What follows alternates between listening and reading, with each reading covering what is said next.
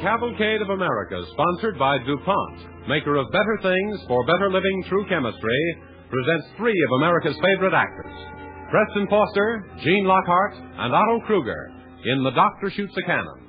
But first, here's Gane Whitman. Many of DuPont's better things for better living are required 100% in the war effort. However, some products are still available for use on the home front. One of these DuPont better things is Speed Easy Wall Finish that is saving homeowners time and money. Speed Easy saves time because it covers wallpaper quickly and easily in one coat and dries in an hour. It saves money. The average room costs less than $3. When you're painting a room this year, try DuPont Speed Easy. And so, with Preston Foster in the role of storyteller, Gene Lockhart as Dr. Andrew C. Ivy, and Otto Kruger as Dr. Gordon Foley, DuPont brings you The Doctor Shoots a Cannon by Paul Peters and Robert Tallman on the Cavalcade of America.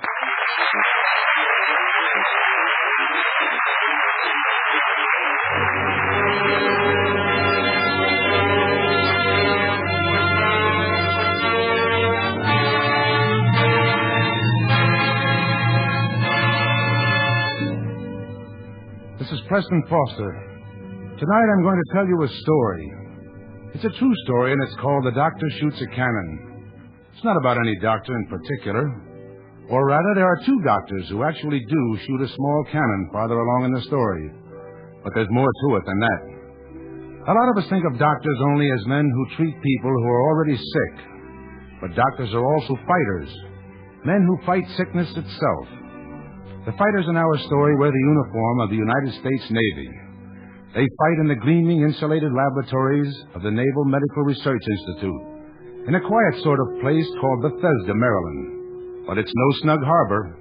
This theater of operations is as big as the world, and the battle they fight without rest and without ceasing is perhaps the most important battle of all.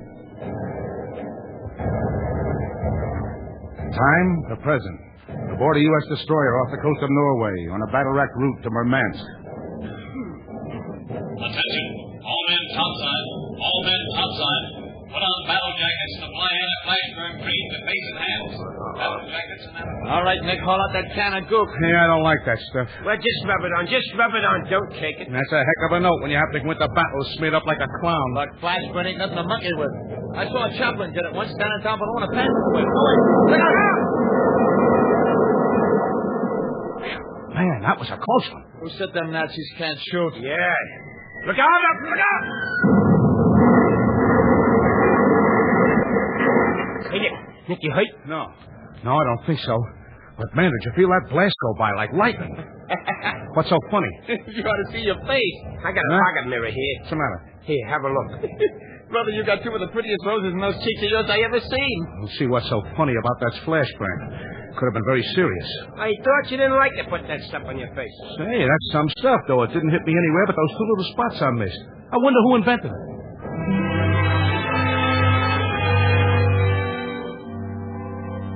Battle jackets and anti-flashburn cream. A routine order. The men joke about it a little, but they know. It doesn't look like much of anything. You smear it on your face and hands, let it dry, and wash it off when the shooting's over. But the men in the Navy know. Maybe they don't know what it's made of or who invented it, but they know that it works. And there was a time... Listen.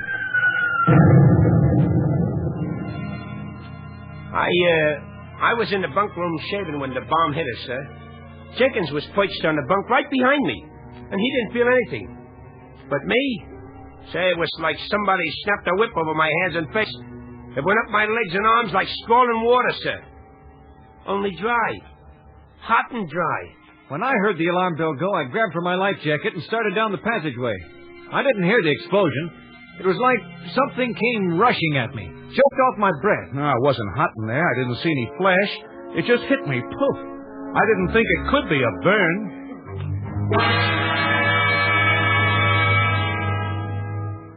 That's how it was. It was a burn, all right. Flash burn. The doctors had known about it for a long time. A heat wave generated by an exploding bomb or shell, capable of traveling down open hatches, through corridors, and even around corners, striking as far as 200 yards from the actual scene of the explosion. There was a problem in physics. Scientists had an explanation for it. But in the battles of Midway and the Coral Sea, Between 25 and 30% of all casualties were due to flash burn.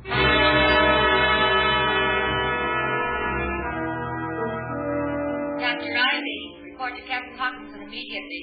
Dr. Ivy, Dr. Reeves. That voice you hear is coming over a loudspeaker in the library of the Navy's Medical Research Institute in Bethesda, Maryland. At the summons from the speaker, two of the doctors rise, cross to the shelves, and replace the books they are reading, then walk out. Dr. Ivy doesn't seem to be about. Oh, yes, here he comes now. He seems to be bustling along in a great hurry. Well, Dr. Ivy. I'll talk to you later, Dr. Fawley. There's something I've absolutely got to do. Well, they were just calling you to report to Captain Hawkinson. I thought you might like to know. Thank you. I've been over at the hospital looking at some burn cases. See, did you read this latest report on flash burn casualties? Yes, and it's terrible. Absolutely terrible. 25 to 30%. Now, that doesn't seem possible. Doctor, I've been thinking. You've read those native buttons about blood plasma and making a medicated ointment with one of the sulfa drugs, for instance. No, wait a minute, Doctor. Wait a minute. Well, why not? Any fool can plainly see. You see, I know. I'm not getting roped into any more experiments with you, Dr. Ivy. I'm leaving for New York in exactly 2 hours. Oh, bother New York. I've got some important work to do in New York, and besides, I want to see my wife. My dear Dr. Fawley, Dr. Ivy, report to Captain Hawkinson immediately. Dr. Ivy. Still calling him. Well, I hope Dr. Hackinson hasn't another of those lifeboat ration problems for me. Look here, Dr. Fawley. Why don't you take it over, eh? And leave me free to do work on this ointment of mine. No, sorry. I'm going to New York, and that's final. Dr. Ivy and Dr. Fawley, report to Captain Hawkinson. Dr. Fawley. Dr. Fawley. So that's final, is it? Well, it looks to me as if you and I are going to study that lifeboat ration problem together. Come along, Dr. Fawley. They're calling you.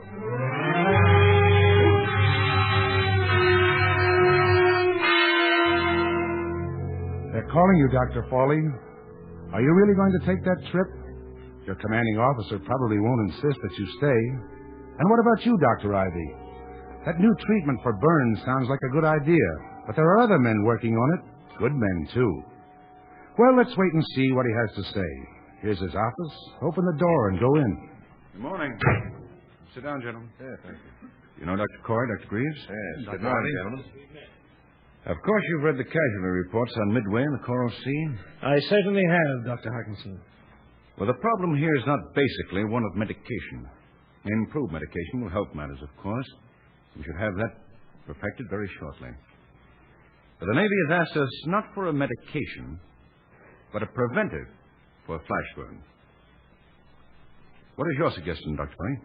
Well, I was interested in the fact that only the faces and hands and the legs up to a little above the knees seem to be affected in cases of flash burn. In other words, the snug-fitting parts of a regulation uniform seem to deflect it. Dr. Greaves and I were thinking in terms of battle dress. Yes, sir. Lined with kapok, maybe, to act as a life preserver as well. I see. Dr. Foley, how does that strike you? Well, it might be worked out. A mask for the face, though, it doesn't seem very practical. No, and what about the length of time it would take to get into it? It'd be awfully clumsy. Well, Dr. Ivy, that's why I called you and Dr. Foley in here. It occurred to me that you four men working together... Dr. Hawkinson, now, you're not forgetting that I was to leave for New York tonight, are you? Work with Dr. Blair and his experiment? Oh, that's of the first importance. Oh, yes. And you, Dr. Ivy? Well, frankly, sir, I don't believe it's my cup of tea. It may not be an engineering problem, but I agree with Dr. Foley that it emphatically is not a medical problem. What about conversion of salt water to drinking water? Would you have said that wasn't a medical problem? Well, sir, that at least was a problem in chemistry, but designing a battle dress, well, it seems to me, sir, that that's a problem for a tailor.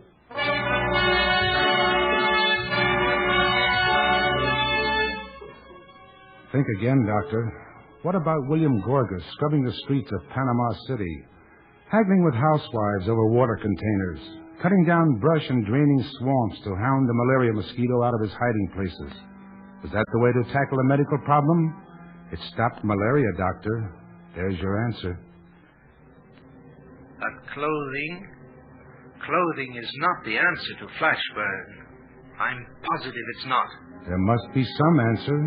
In science, there's always an answer. Of course, there is an answer. Hang it all, Our job is to relieve the suffering of those boys, to give them quicker, better treatments. Well, Doctor, you seem to be in that box that every scientist gets into sooner or later. The old business of choosing between the relief of immediate suffering or taking a flyer on a long-range plan to remove the cause of the suffering. But that kind of research takes years. The war may be over by the time we get results. How do you end the war, Doctor? By sniping at the enemy with a rifle or by blasting his lines with a cannon? Cannon. Cannon? That's it. A cannon!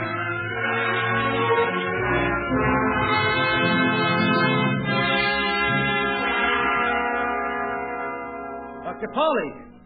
Dr. Polly! Oh, hello, Doctor. What are you doing up here?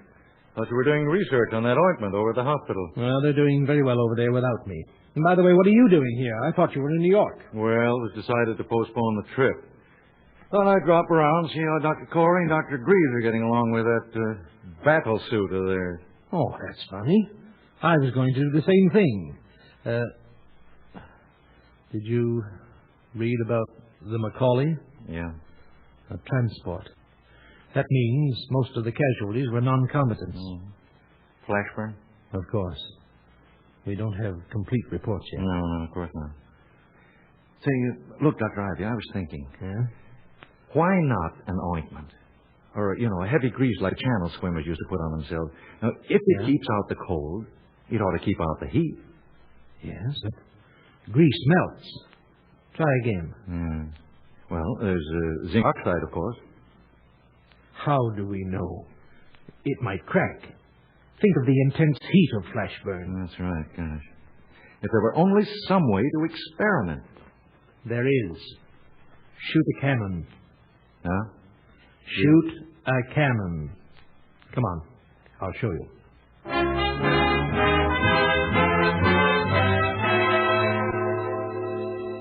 Now you're talking, Doctor. Let's have a look at that cannon. Well, Doctor, this is it. What do you think of it? Oh, looks like a piece of junk to me. Who made that? I did. Does it work? Of course it works. It's a very efficient principle. Spark coil and generator. Early flivver period, yeah. Oh, of course, this is just temporary. Doctor, I tell you what we could do. We could set up a shop in the basement where the noise of the firing of the cannon wouldn't bother people. But there's just one bug in it. Yeah, what's that? I need something to restrict the area of the flash of the explosion. Well, what about that piece of asbestos board over there? Oh, excellent idea. Look here. I've even got a hole in it. About the size of a silver dollar. Here, Dr. Foley.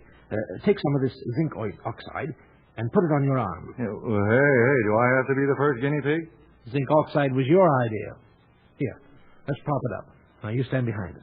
There. Oh, all right. What do you want me to do? You want me to hold my arm up against the hole, huh? That's right.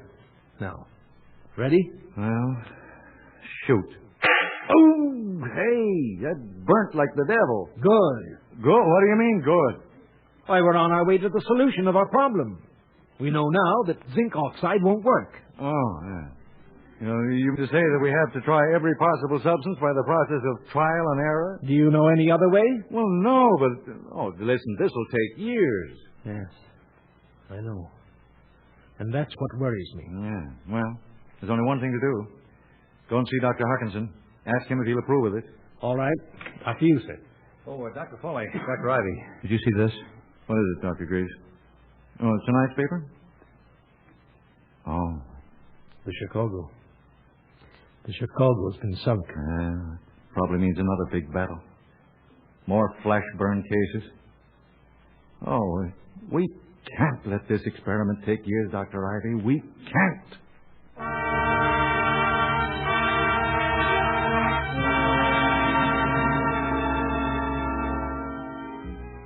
You are listening to The Doctor Shoots a Cannon, featuring Preston Foster as the storyteller, Gene Lockhart as Dr. Andrew C. Ivy, and Otto Kruger as Dr. Gordon Foley, on the Cavalcade of America, sponsored by DuPont, maker of better things for better living through chemistry.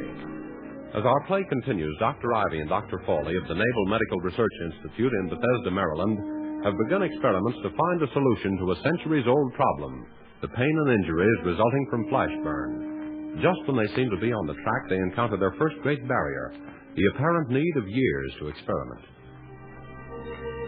This is the dark moment, Dr. Fawley. This is the moment when Pierre and Marie Curie looked at a mountain of pitch blende and wondered if any human being could find a tiny bit of radioactive substance in it in one lifetime. But they found a way. Systems, shortcuts, and it took just one lifetime after all. Now, what is the situation here? What does your commanding officer say? Well, gentlemen, Dr. Corey and Dr. Greaves have exhausted all the possibilities of battle dress. Fortunately, the number of fabrics and designs for garments is limited, so we found out fairly quickly that they don't hold the solution of our problem. The answer's got to be in some preparation that can be rubbed on the skin, that can withstand heat without melting or cracking, and at the same time not irritate the skin or infect wounds. Have you any idea how to go about finding such a substance? Well, trial and error, sir. That's the only way we know. Would that be too slow? Probably, sir, but there's no other way. Well, good luck, gentlemen. Oh, by the way, I'll send you Michaels. He's volunteered to act as a guinea pig for Dr. Greaves and Dr. Corey. He's a pharmacist mate. Had a little medical training, I believe. Good. We'll need a girl to volunteer also, Dr. Hawkinson. Preferably a redhead. Well, we'll ask among the waves. But aren't you being rather specific, Dr. Ivy? Sensitive skin. You know, sir, that women have more sensitive skin than men, and redheads are especially sensitive.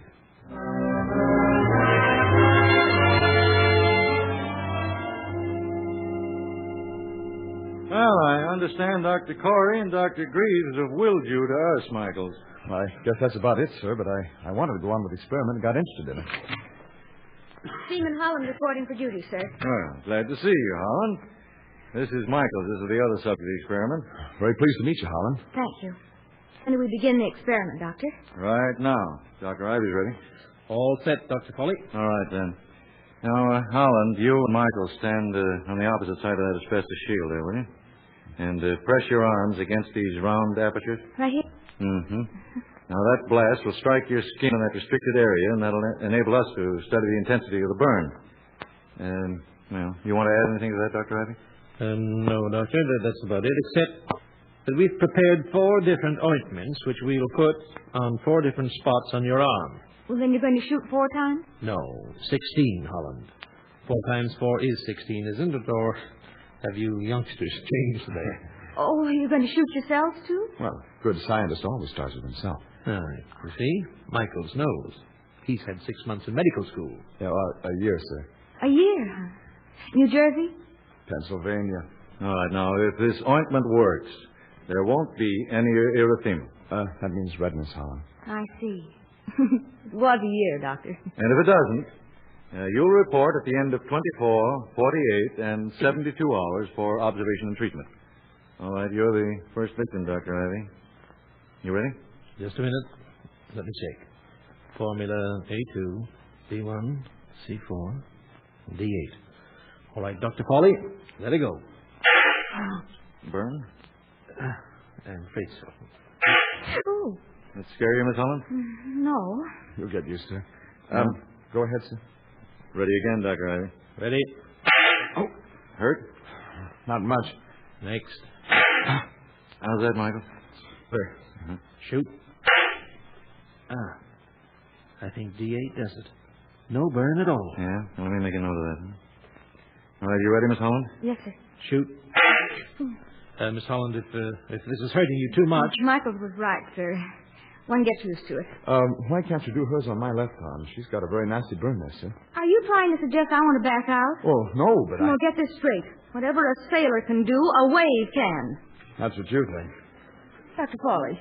Michaels, be quiet. Get these ointments on your arms. A2 at the bottom and D8 at the top. Well, I'm ready now. Let her rip.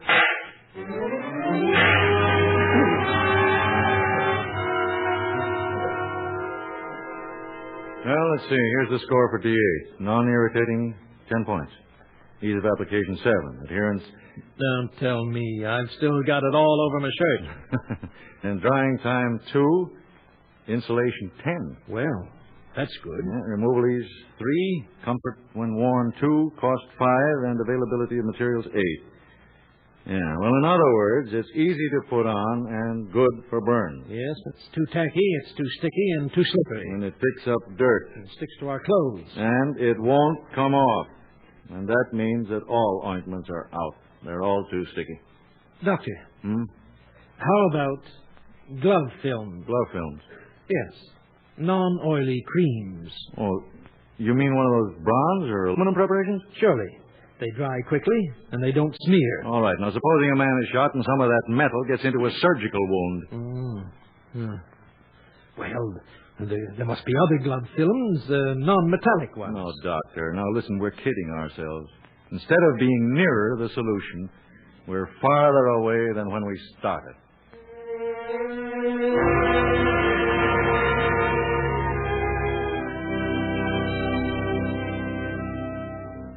Perhaps you're right, Doctor. There's always a great time lag in science between theory and application. Leonardo da Vinci's airplane was made to fly 4 centuries later by 2 brothers on the sand dunes in Kitty Hawk. Some industrial chemist perhaps, will discover the formula you're looking for years hence.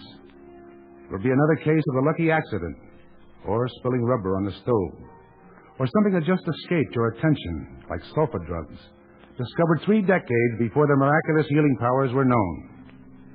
But this involves no world-shaking principle. We're looking for a simple, quick-drying paste that will insulate the faces and hands of fighting men against flash burns. It ought to be easy. Just a matter of trial and error. Trial and error? That's how Ehrlich found his Formula 606, wasn't it?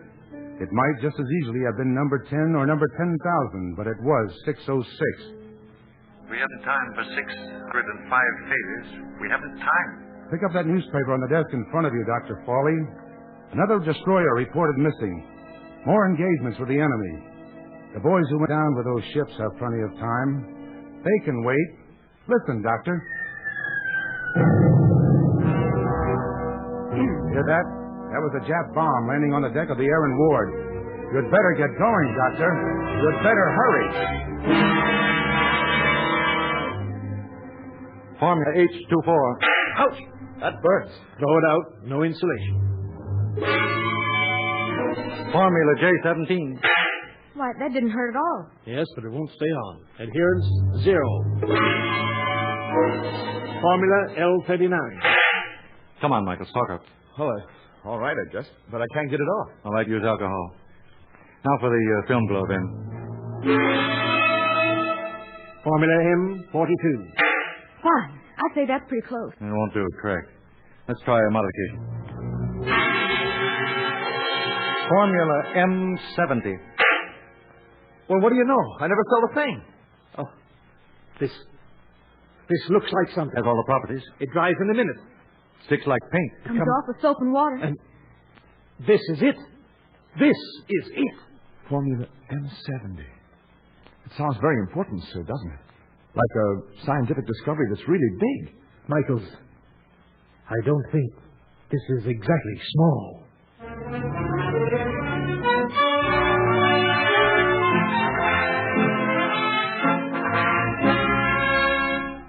Well, that's the story of Formula M70. I don't suppose there was any doubt in your mind as to how it would turn out. Maybe the cannon kept you guessing for a while. You know, true stories are never as ingenious as they might be. And when your heroes are 2 men who pride themselves on being fighters in the ranks, rather than shining examples, you more or less have to let the story tell itself. The conquest of Flashburn is no more important than dozens of other jobs being done at this moment in the Navy's Medical Research Institute at Bethesda. We chose it because we rather liked Dr. Fawley and Dr. Ivy, and because they were able to perform in weeks an exploration of unknown scientific territory such as men in the past took years or even decades to accomplish. Maybe they did it because they were on the spot and simply had to. Maybe they were just lucky. I leave it to you.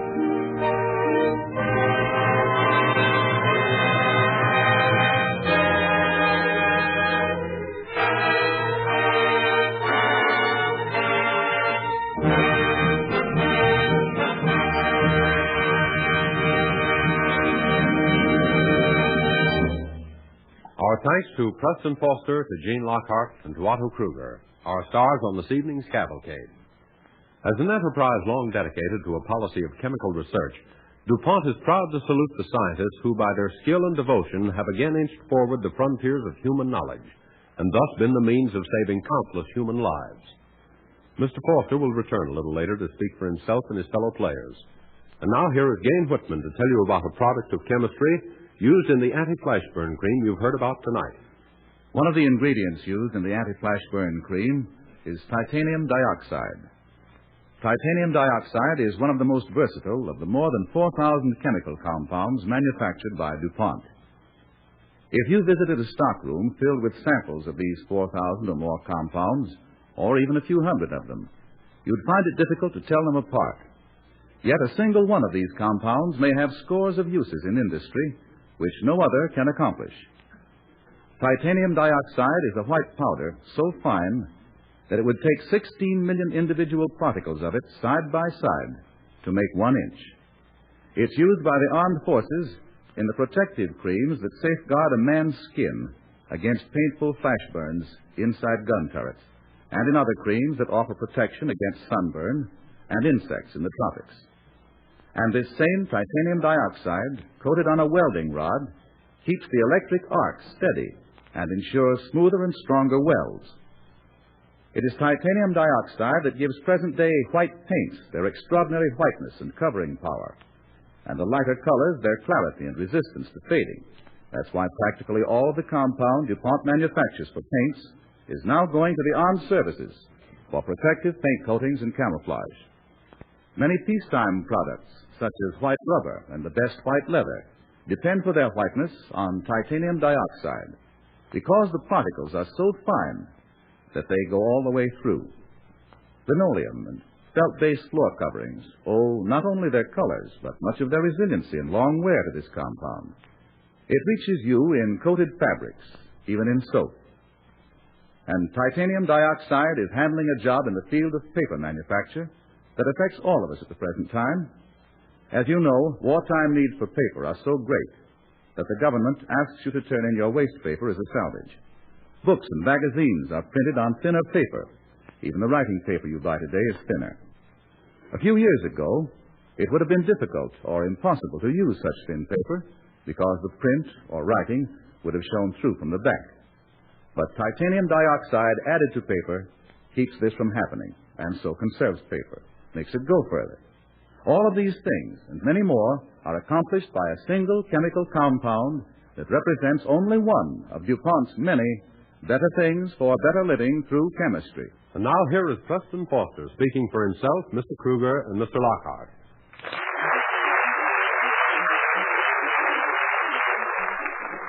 There's a world of hope and comfort and assurance in tonight's play, for it again demonstrates the concern of the chiefs of the Army and Navy for the safety and protection of the men who bear the brunt of battle. They are better outfitted, better armed, better fed. Never has an armed force enjoyed such superb medical care. Now, all this costs money. Remember this when you subscribe to the Fourth War Loan. It is your investment in bonds that provides the extra protection and medical care, saves the lives of American boys at the front and at sea. Thank you.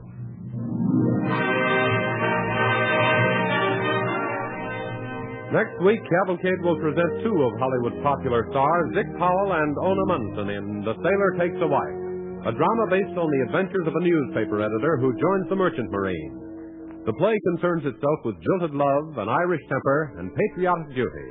It tells also of a girl reporter who gets her biggest story when her ex-boss makes his first convoy cruise in the merchant marine. DuPont invites you to listen to Cavalcade again next Monday evening when it presents Dick Powell and Ona Munson in The Sailor Takes a Wife, a page-one drama of a newspaper man in the merchant marine, America's new lifeline across the seven seas. Tonight's music was composed and conducted by Robert Armbruster. Cavalcade is pleased to remind its listeners that Preston Foster may soon be seen in the 20th Century Fox picture Bermuda Mystery. Otto Kruger may soon be seen in the RKO production Cover Girl, and Gene Lockhart in the Warner Brothers musical Desert Song. This is James Bannon sending best wishes from Cavalcade sponsor, the DuPont Company of Wilmington, Delaware. This is the National Broadcasting Company.